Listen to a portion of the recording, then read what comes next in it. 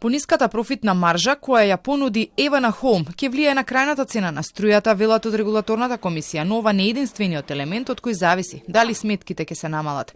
Тука голема улога имаат и субвенциите, односно дали новата влада ќе одлучи да останат и колку ќе изнесуваат, но и од ефтината тарифа.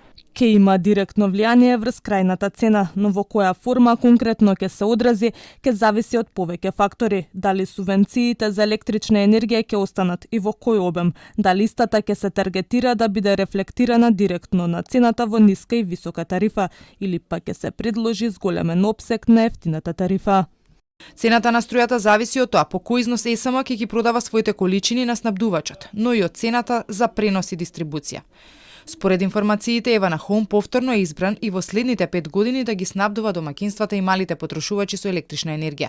На електронската аукција австриската компанија понудила маржа од 9,9%, 1,6% пониско од сегашната. Сепак нема официјални информации кој се учествувал на јавното наддавање, претходно ЕСМ продажба и ЕДАСа, фирма ќерка на грчкото електростопанство ППЦ, пројавија интерес да бидат нов универзален. Одлуката на комисијата ќе биде разгледана на некоја наредна владина седница, а улогата новиот снабдувач треба да ја преземе во јуни. Според новите правила, новата цена треба да се донесе во ноември, но не се исклучува можноста тоа да се направи како и досега во јуни. Од регулаторна вела дека универзалниот снабдувач ќе ја направи пресметката за новата цена, но пред да се објави ќе помине на контрола кај регулаторите.